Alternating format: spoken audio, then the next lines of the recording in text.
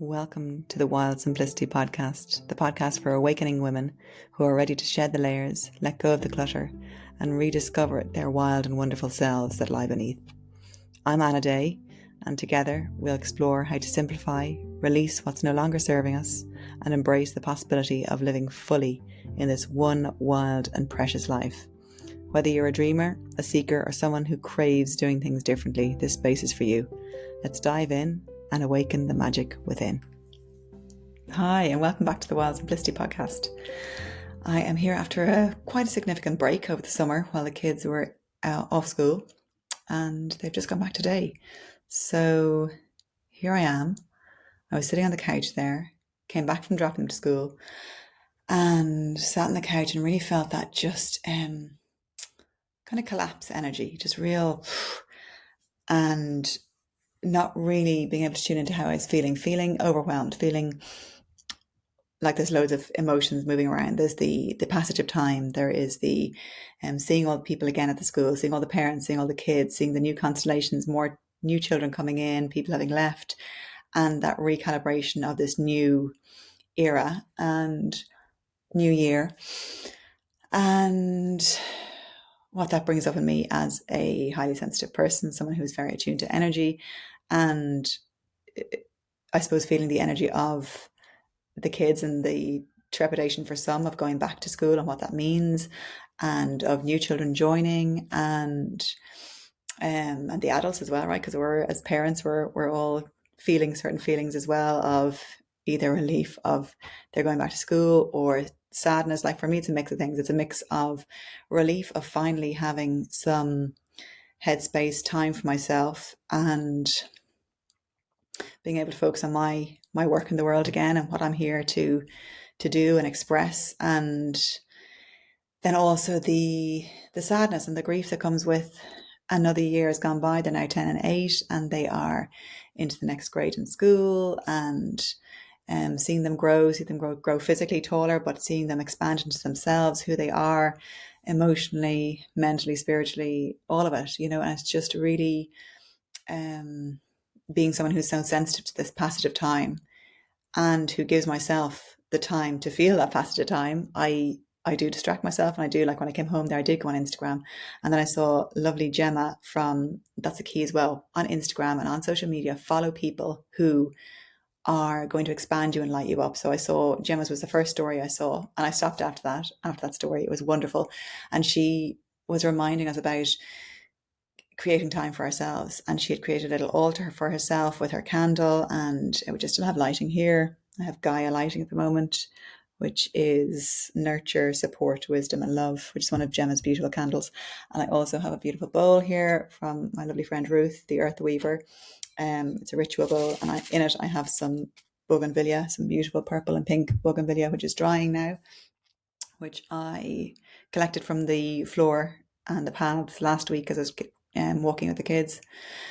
I did that last year as well, actually, and it was really nice to have that through the winter and to allow the life of this bougainvillea to continue on, and keep enjoying the colours and keep enjoying what it has to offer beyond what its life is. And so, yeah, all this, the passage of time and seeing Gemma's post and reminding me then to come back to myself. And that's what we need, the importance of community and surrounding yourself with like-minded and like-hearted people so we can remind each other to come back to our center, to come back to our essence, to come back to ourselves, and to have the bravery and courage to step out of the busyness and out of all the things we have to do, and for those of us who have the privilege and luxury of being able to carve out time in our day to use that time. I was going to say use that time productively. No, not use it productively. To sit and to have the courage and bravery to be with what's inside and what is coming up. And for me at the moment, it is, allowing myself this. I can hear the voices coming in saying, right, now you got to get to work. The kids are back at school and you need to get all the unpacking, the laundry, get things sorted again. And it's like, whoa, there's this barrage of thoughts and of pressures comes in. And to be able to have the courage to say, I hear you, I see you, and no, not at the moment. I'm going to connect to myself, because when I connect to myself, I am going to be a much better parent, partner, friend, community member when I have tended to myself, when I have felt what the feelings are inside of me and allow them to be here. And I haven't shed tears yet today, but perhaps when I go in a bit deeper later on, that might happen. Because I do feel there is emotion there, because there are other things going on in my life as well that are quite uncertain at the moment. And so I can feel that, but I can also feel this passage of time, and I'm looking out at the trees here, and the leaves are all still on, but there's some leaves falling, and that part of me that is resistant to that change. It's resistant to. I always have this image with the passage of time. For me, it's like I'm standing and I have my heels dug into the ground, kind of like in those cartoons. Excuse me, in the cartoons when they have their heels dug in, they're trying to slow down or something, and it's like the dirt is piling up behind their heels, and that's, I don't know, it's just a very strong image I have of my resistance to the passage of time and to what is coming, and instead to allow for nature to show me what is happening, and to allow it to hold me and to nurture me as we move through the next stage of life, the next season, the next few weeks, the next days, the next minutes, the next moments, like all of it. So yeah, I really, at this time of year, I really in particular feel it a lot. And to really honor that in myself, and to honor my sensitivity, and to honor how I do need these gaps in my day to slow down and to tend to those parts of myself that has built up perhaps other people's energies, to release that, to hand back what's not mine, to retrieve back the energy that is mine, that I have maybe given away too much of, and to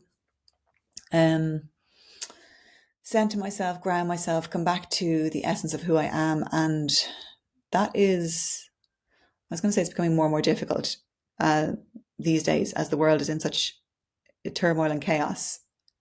And having said that, that's also a story that I can create, that it can be easy. I can create an ease within myself to carve out time for myself, and to have the courage to be with myself and be with my feelings, and be with those internal like in my physicality, in my body, the somatics of it, and the sensations, but also the intangible feelings and energy. And it's so easy to want to just keep going and to do all the to-do things on my list, and to make myself busy and convince myself I don't have time for it. And I'm also simultaneously at the moment feeling that real urge to declutter even more, to look at the things I have in a cupboard out there. We've decluttered a lot, obviously, the last few years. Like, that is my thing, but there's always deeper layers. And as I release other older, stale, stagnant, obsolete identities, I can release more in my physicality as well. So there's a lot of things I've held on to from the point of view of courses I've done, books I've read, all my journals, which I think I want to keep for the moment, actually, but there's some that I can definitely let go of, especially the morning pages ones, of which I can read very little of the writing anyway. So that is coming up, and the importance of that, the decluttering and the simplifying and the letting go, because it creates the space for us to feel, and to create space in our day to sit and to be with ourselves, to be in silence, to be with a little altar that you might have set up, or whatever it is for you. And I really firmly believe that that's what we need in these times, to connect to ourselves, so that we can feel the feelings that are there, feel the devastation, feel the sadness, feel the grief, and to also see the possibility. And I'm really realizing more and more that my role in this lifetime is one of possibility and hope. And being the sensitive individual I am, I feel things very deeply, and I feel the hurt and the pain very deeply. And in the past, I have really internalized that and made it my own, and made it my own, like not being able to distinguish myself from the other. And now I'm in a space where I can distinguish my energy from the other, and I can have compassion for everything around me, for the pain, for the hurt, for the destruction, for the loss, the suffering. And I can hold space for the possibility in this world as well, and for the beauty. And I can look at the things that are happening that are wonderful, and the acts of kindness in this world as well, of people who are healing themselves, who are doing the inner work as well, being in spaces where people are doing the inner work to better themselves for, and not to better themselves, but to excavate those parts of themselves, to get back to their essence, to be able to share that essence with the world, and to show up as a better person for themselves, for their partners, for their children, if they have children, for their communities. And when we do that, we realize the beauty of humanity, and we realize we can get closer and get more clarity on why we are here in this world, in this lifetime, on this earth, and what is our path. And it's going to be very individual. And that realization, and that cessation of trying to fit in and be like other people, lessens. And that's amazing, because the chains and the straitjacket of trying to be the one who fits in and doesn't, who blends in, who doesn't stand out, who is part of the gang. We have misaligned what that is. We have severed parts of ourselves to fit in, as opposed to seeing that we fit in because we're here and we're all humans and we're all just trying to figure this out. And for me, in my past, I was often told, oh, be realistic, okay, great. You can be the one who's seeing possibility and hope, but also this is the real world. Like, plant your feet here in the real world and get real. And all that is valid and true. And I know that my purpose here is to feel into the possibility, into what we cannot see, and what is intangible, and what happens when we connect with other humans on a physical and energetic level, of seeing people, of hearing people, of allowing people to be themselves fully. And there is such a gift in that, because the connection that comes with that and the belonging that comes with that is like nothing else. Like being fully accepted for who you are, which many of us haven't experienced, is such an incredible feeling, and it's quite unique in this world. There are definitely more and more spaces where this is happening. And so if you can find yourself people who have that capacity and who have done probably their own inner work to come to a space where they fully, and or at least a lot of the time, accept themselves for who they are and love themselves and honor themselves, then they are the ones who will be able to hold space for you in your imperfections, in your uniqueness, in your weirdness, in all your idiosyncrasies, in your, all the beautiful things about you as well. And I think when we can do that for each other as humans, this world becomes a much better place. And I'm obsessed with random acts of kindness as well. I love doing random acts of kindness, and also then, as I say that, I'm thinking about being, recovering people pleaser, and people pleasing to control my environment and to manipulate, that's a strong word, manipulate, but the manipulation of people around me and circumstances so that I feel safe and okay.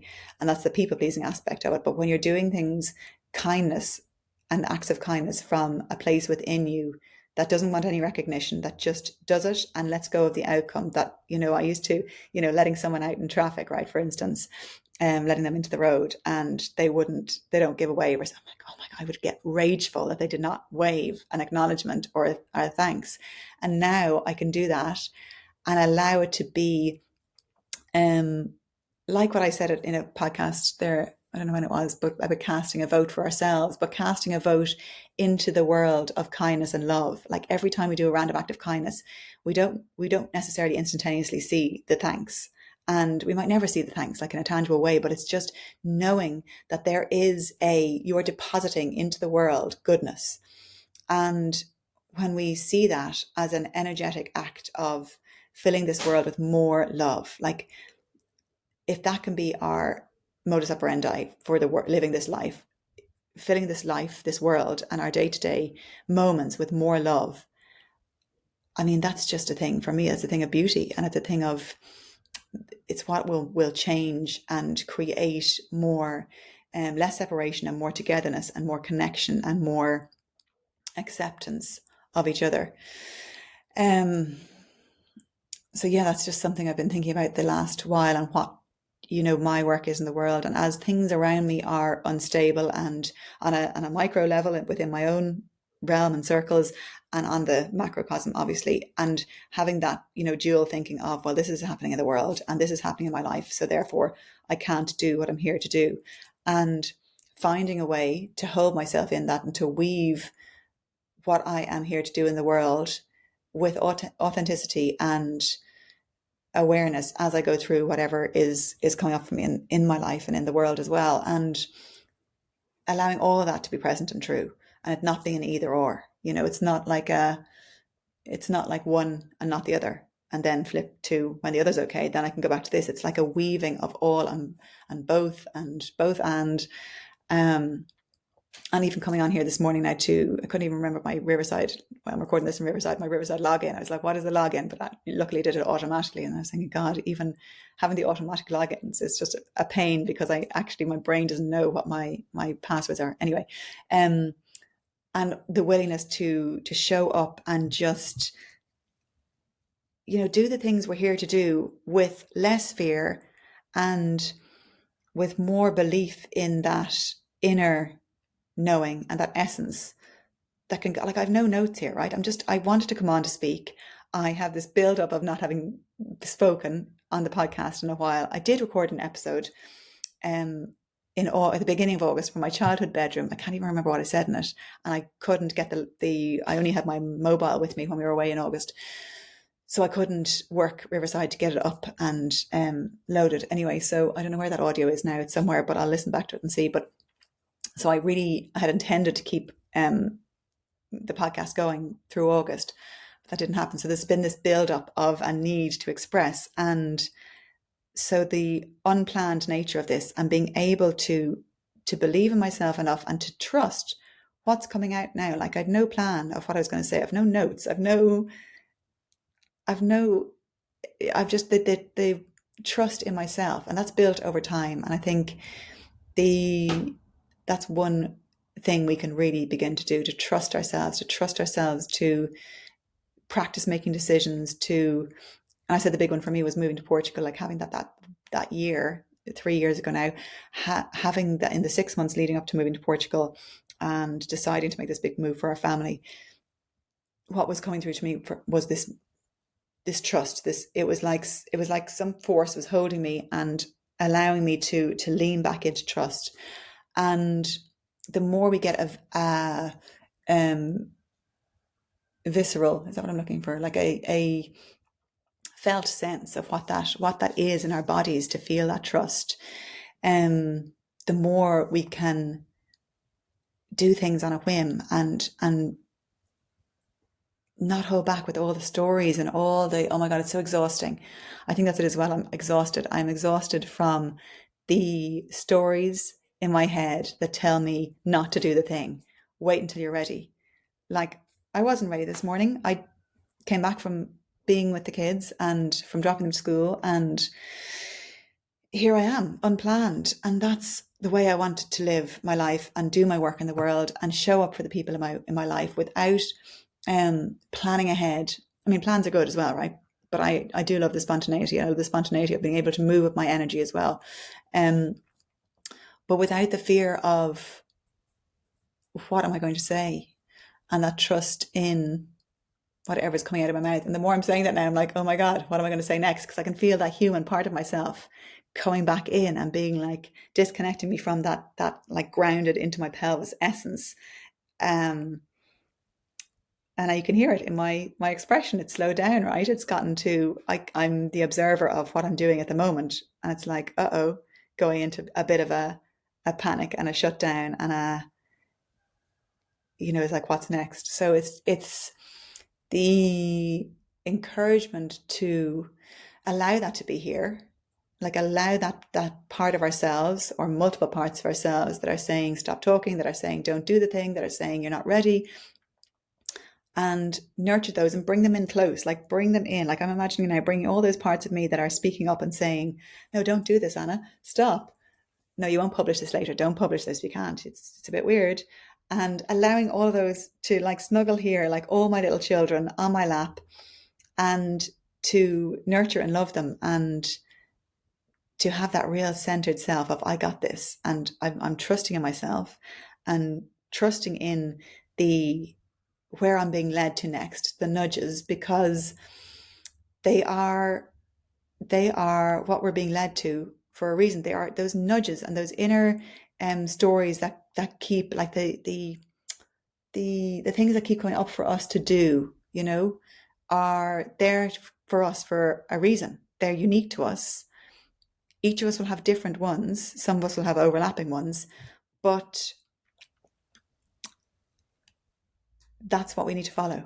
And yeah, so that's where I'm at the moment. The being with all that's here, being with um the fear, the trepidation, the uncertainty, the not knowing, and allowing that all to be a part of my daily life, and allowing this passage of time, allowing for my sensitivity, allowing for my possibility, allowing for that little girl who just had a world of, it's like Pollyanna, in the film Pollyanna, where she's like seeing everything, something to be glad in everything. And it's and also Anne of Green Gables, actually, which I must go back to reading. I only started reading it there. I've never read it, and I know a couple of my friends say it's their favorite book.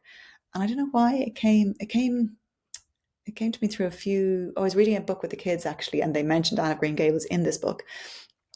And then I had this urge to read it, and it's so beautiful. And the first couple of chapters I've read, she's seeing the awe and wonder in the world, and I feel so seen reading it, because that's the way I used to look at the world. And then I kind of stopped for a while because I was told by the society in general, cultural programming, conditioning from the people around me as well, like just be realistic, like okay, you're a child and that's lovely, but it'll get to a stage where you'll need to just get real and let that stuff go. And I believed that for a while. And so there's a gap where I went away from that um feeling of possibility and hope, and seeing the absolute wonder and awe in this world, while not negating all the things that are also happening. There's this idea that we need to, if we're seeing all the things that are wonderful, then we're negating the other things. We're not. It's like we can hold all of it. All of it is possible. And when I started on this whole inner journey and adventure, when I was 14, and my mum handed me the book Feel the Fear and Do It Anyway, I I read lots of those books for years, like the self-development books and the positive psychology, and then got more into the somatics and the body-led approach, and not just all keeping it in the mental and the cognitive level. And from there, I started to negate the mind and the subconscious and the positive psychology, and affirmations aren't doing anything, and put it all to the side, and became much more somatic focused, which is amazing, because the somatics the body is just such an incredible, I mean, that's why we're here, we're on earth, we're humans, we have these bodies. But now, over the last while, coming back into more of the subconscious and the mind and the human aspect of ourselves, like that separates us from our soul, or tries to separate itself from our soul, and yet it's within our soul, it's all part of it, so it can't be separated. And so it's really come full circle that I made positive psychology wrong, because some of it is like very what's the word I'm looking for? So like top level, surface level. And but a lot of it is goes well into our subconscious and those programs that are there running the show. But I negated that and I went, no, I'm not going to go into any of that. It's not for me. It's all down to somatics and to the body and to feeling it. But now coming back to allowing those parts of myself that feel the gladness, the awe, the wonder, like the beauty in the flowers, the plants, the trees, the animals, it's there's something there's something magical in slowing down enough to see the things in the world that blow us away and can only blow us away because we go in with our inside ourselves to excavate and to hold up the stories and hold up the beliefs and look at them and say, like, is this true? Does this serve me? And let declutter our external physical and declutter our internal beliefs, stories, um, you know, and allow ourselves to simplify and create space to live the life we're supposed to be here to live. Like, what is the point otherwise? What is the point in trying to contort ourselves and to manipulate ourselves it's just so exhausting. Like, each of us is supposed to be here as we are, with all our flaws, with all our past experiences, with all the crap that we've been through, with all the beautiful things we've been through. Like, we're each supposed to be here exactly the way we are right now. There's no waiting for the right time to do the thing. It's now. It's showing up imperfectly, not ready, and being with all of you. So for me at the moment, it's being with my sensitivity. It's being with these the passage of time. It's holding space for that within myself. It's allowing myself to be with the things that are happening in my life and that are uncertain, and allowing those to be there while also holding myself. And I mean, I don't know what I'm doing. We don't know what we're doing. We have to just go with what we are presented with next, with the tools we have at the moment, with the experience we have to this day. And I might be saying a very different message this time next year. By the passage of time, might be like, oh, actually, that was right at that time, but now I believe something else, and that's fine too. It's the having the bravery to speak out, say the thing, and be willing to be quote unquote wrong. It's not really wrong because it's right in the moment. But we can change how we feel about things, and we can change our perspectives and change our views. And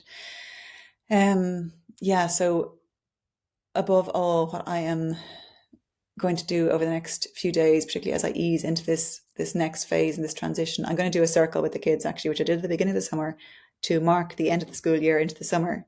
I did a little circle with them outside.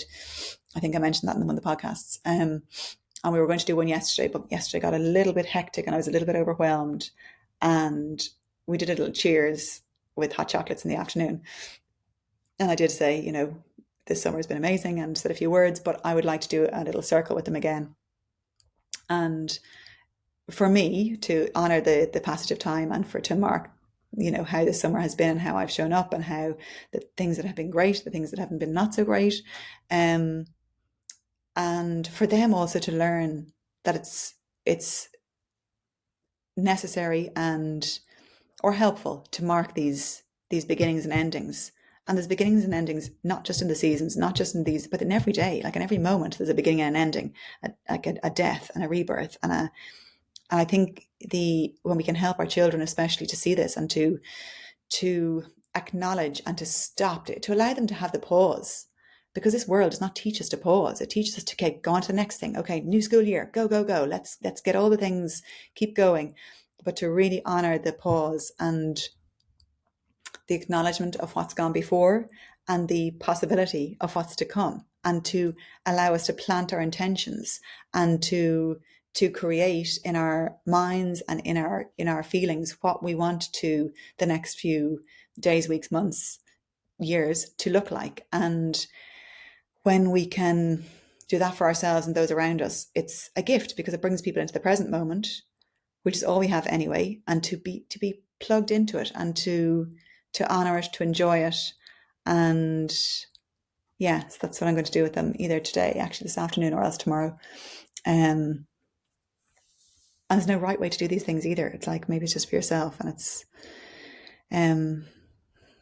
lighting a candle and just being with yourself for a moment. And it's really hard as well if you're not used to being with yourself. I know it's difficult because, it can seem, we'll just keep avoiding it because it seems too scary. But I encourage you to light a candle for a moment, or to just sit and daydream and look outside the window and create a small aperture, even if it's not going fully into what you're feeling, but even enough to just hold yourself, stroke your arms. Do the havening is one of a lovely somatic exercise I love to do, which is, if you're not watching this in video, I'm watching a little bird outside. It's so gorgeous. And here's my breath there from doing that. Look, it's so lovely to bring your arms down from your shoulders, right down your arm, all the way to your hands, and rubbing the palms of your hands together as well. And allow that to signal safety in your body, and to be with yourself for a moment. Or if that's too much, have a dance. Like, that's what I've been doing the last few days as well, putting on music for myself. I did it before I went to bed the other night. It was so brilliant. And I love dancing, and it brings me back to my body. It brings me back to myself. It brings me into joy. Sometimes I put songs on the other day that brought me into tears as well. So that can be a really helpful way to release emotion as well. But anyway, have a dance party. Do something that brings you into your body. So speaking of which, I'm going to go and have a dance now myself, and I will leave you with that. Lovely to be back here chatting, and I will come back. I don't know when. I would like to create some rhythm with these podcast episodes, but I'm not going to commit to that at the moment because, yeah, let's just see. I'll pop up on your feed. Click subscribe so you can see when the next one comes up. Thank you for listening. I love to hear feedback from you as well. A lovely friend messaged me earlier saying she'd listened to the last few podcast episodes, and she gave me some lovely feedback. And it's just so nice to hear how these land with people, and what you take from the nuggets you take. Because what I say sometimes, I'm like, it's interesting for me to hear what people resonate with, which mightn't be the thing I think people are going to resonate with. And those of us who put out these podcasts and writings and work into the world, I'd love to feed back to authors as well, of books I've read, and to people who've created. Because now, being somebody who puts stuff out into the world, you just put it out, and you sometimes often don't hear back. And so it's just so lovely. I'm so grateful to those of you who do reach out and say what's landing with you, or what's happening, because then it spurs me on. I'm in human design and manifesting generator, so hearing that feedback then gives me the response and the ability to, then I'm like, oh, that's the next thing I want to speak about. It's it stirs something in me. So it's really nice, and I love doing it for other people. I love interacting on Instagram stories as well. I love responding to what people say, and not just sitting back and feeling like I am an insignificant part and an insignificant recipient in what their words are. Their words are meant for all of us. There's not somebody else who's going to do the responding. It's, if you feel the impetus to respond to somebody for what they've said, if something's pinged within you, say it. Just like, I think I spoke about this before in the podcast. If you're thinking, this is what I try to do as well. So random acts of kindness, but also if I'm thinking something nice about someone, to say it. Can I have the courage within me to say that kind thing, and to energetically as well add that big bank or resource of love that can fill the world. And because when I say the thing that I'm thinking about, that it's a compliment to somebody else, that gives them an expansion and allows them to feel good about themselves, and then they will show up energetically as more a bigger sense of love in the world, and that can only ripple out to everyone else. And yeah, that's what I wish for all of us in these times, to remember the love, remember the impact you can have in your day-to-day lives, moment by moment, what we're thinking in our own minds, and also what we can say to other people, the tiny gestures we can do for people, the smile we can give the stranger who looks like they're raging and looks like they mightn't be the nicest person in the world, but when we actually connect with them on some level, either eye contact or just send them a bit of love, it can make a huge difference. It makes difference beyond what we can even, because we can't see it. And I just know that. So wishing you all a wonderful day, and I will talk to you soon. Thank you for joining me on this journey to wild simplicity. If today's episode inspired you to let go, simplify, and reconnect with your truest self, I would love for you to share it and help spread the word. Don't forget to subscribe to the podcast so you never miss an episode, and follow along on Instagram at Wild Simplicity for more inspiration. Remember, life is precious and you have the power to live it fully, freely, and fiercely. Until next time, keep dreaming, keep seeking, and keep embracing the wild possibilities of life.